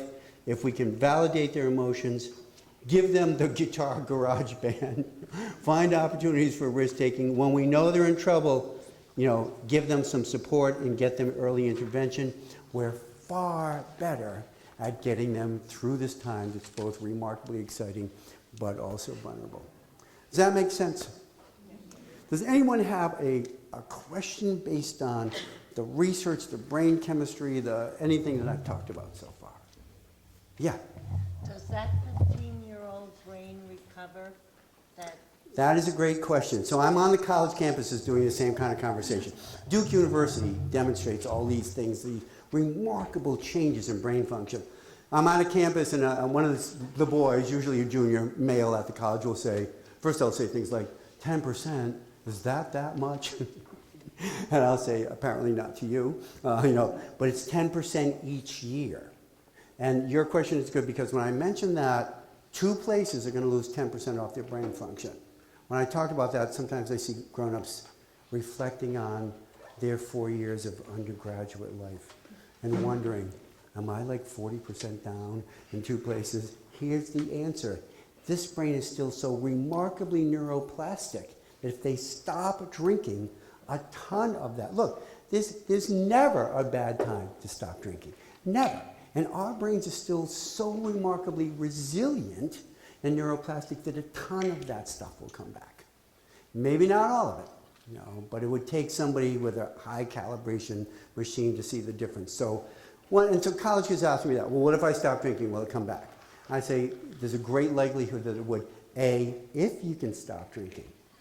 Since alcohol has an addictive nature to it, it's not going to be that easy. And B, even if you do, and your brain remediates, you don't get to fix the damage your behavior has done in those 3 or 4 years. You don't get to change your grade point average. You don't get to expunge the arrest record. You don't get to fix the scar from falling down the stairs that you had. So we talk about it legitimately, honestly. Yeah, your brain can change, but why would you put it at such risk to begin with? So yeah, they can. Getting help for somebody is always a benefit to every organ, and brain function in getting them to stop the abuse of alcohol, or frankly, any other drug. Somebody else have yeah? Just quickly, is it true that the younger kids start caffeine, the more likely they are to become addicted to alcohol drugs? My husband said he heard you say that once before. Okay, yeah, and of course, if your husband said it, it must be true because here's what the research says, and I'll be careful with it because you're so close to being 100% right. That is true for girls far, far more than for boys. And here's what the study says. If girls under 13 years of age are allowed by their parents explicitly, yeah, fine, you can drink coffee, if that happens, the translation of that is as follows. 12-year-old girls been given permission by the parents to use what kind of a drug? An adult drug that does have impact on cognitive function and personality, like in mood states. You know this. Sometimes you wake up in the morning and your daughter's like, I don't want to wear this top. And you're like, so what? And then you have your coffee and you're like, let's go look through your clothes, because the coffee has transformed you into like a human person, And so if you know that, then see, they know caffeine is both mood altering and cognitive altering. When I'm outside middle schools and kids are cranking down those arrow shots, they're not trying to get high. They want to be on top of their first period class because caffeine's going to wake them up. But with 12-year-old girls, when the grown-ups say, yes, you have my explicit permission to use this adult drug, they internalize that as then, mom thinks I'm mature enough to make my own choices about drugs. And I'll tell you the difference. And the girls that are allowed to drink caffeine explicitly by their parents, by 10th grade, 70% of them have been experimenting with alcohol, marijuana, and other drugs, cough medicines, for example. The girls who were not given explicit permission, only 29% of them are experimenting with alcohol, marijuana, and other drugs. So for some interesting, much more sociological, emotional reason, the girls internalize that permission as, well, clearly, I'm old enough to make my own decisions about drugs, and believe me, I will.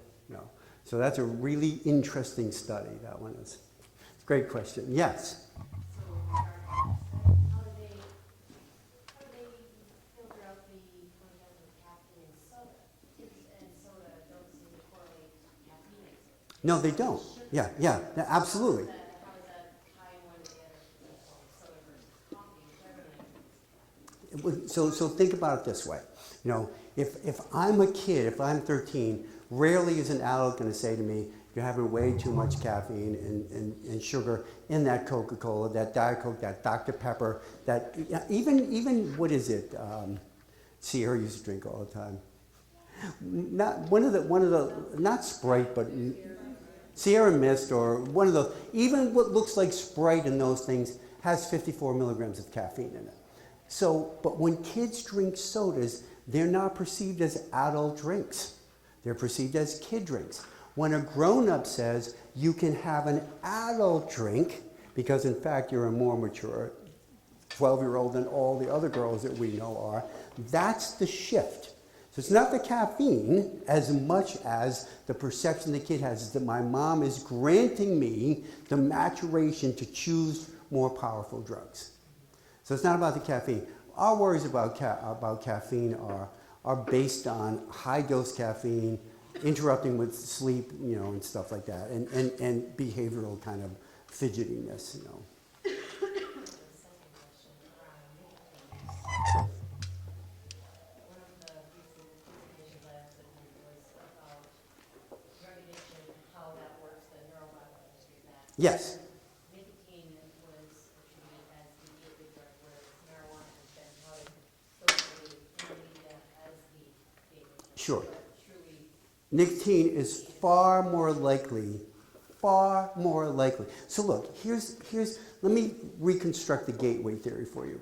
Because in a federal study about legalizing marijuana, they looked at everything that has ever been studied about marijuana. One of the first things they said is the gateway theory has no validity whatsoever. This is the federal government, who denied, by the way, changing the regulations around marijuana. That's why states are doing individual. But even in that study, they said there is no gateway theory. What the gateway theory is much more likely is this. I'm a kid struggling with some emotion or some conflict. I find a drug, and nicotine, by the way. Why do we see more girls than boys start smoking nicotine at 13, 14, and 15? It has a calming, so nicotine releases dopamine, that's a reward chemical, so like already life is better. Nicotine gets into the anxiety centers of the brain, and calms them down. So even though we talk about nicotine as a stimulant, it has a calming effect in one part of the brain, but increases metabolic rate and decreases appetite. Why would 13 or 14-year-old girls like a drug that creates an emotional reward, a calming effect, increased metabolic rate, and decreased appetite? What could possibly be the benefits of that? Okay. And so what do kids tell us all the time? Why do they like even that? We know that there are girls using the patch as weight control. We know girls that are buying the sticks, the e-cigarettes, as weight control. And plus the emotional reward they get from it. If any young kid discovers that I can use a drug to solve my emotional and social problems, that's the behavioral gateway to the next drug, not the chemical itself. So marijuana, in fact, is not a gateway to heroin.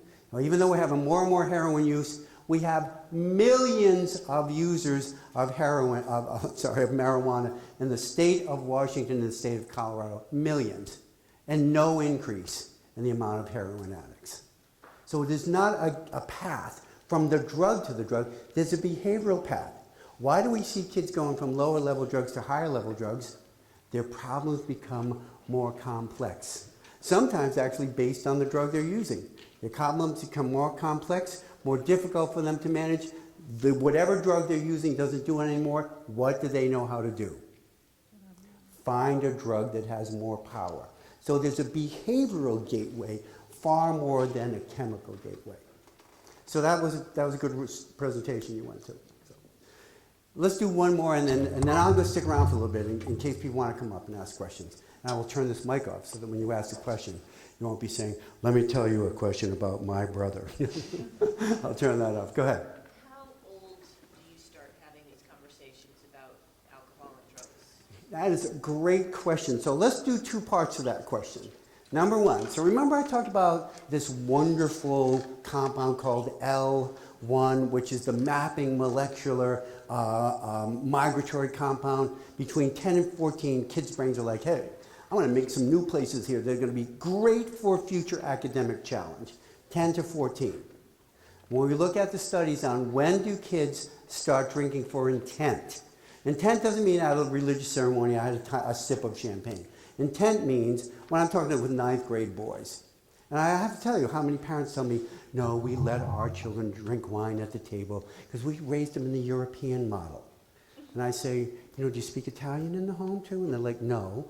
I'm like, virgin olive oil, number 2, cold pressed? No. Is it the shoes? Only Italian shoes? What's the one thing from the European model they do? Let my kids drink. And they say that helps them learn to drink socially. There is no research to indicate that. Teenagers drink episodically. How many can I get? That's what I'll drink. So I'm talking to 9th grade boys. And I'm like, tell me about the keg party tonight. And they're like, you can get a red cup. And, you buy it for $5 and they write your name on a Sharpie. And you can go up to the keg and fill it up all night. And I say, and so that's your intent. Yeah, I'm going to get hammered. I'm going to load. I'm going to get this. I'm going to get that. No 9th grade boy has ever said to me, I was thinking of bringing, like a light Chardonnay up to the keg party and sharing it with a couple of friends because it's got that social kind of lubricant, That's out. They don't drink like that. You can be delusional about it and say, I'm going to teach them to drink responsibly, but they won't, So that brain, 10 to 14, that needs migratory pathways, of the kids who say they're going to drink for intent this year, 28% of them will be 12 years of age or younger. More than a quarter, less than a third. So if we're waiting till 9th grade to have this conversation, for more than a quarter of the kids, we're too late.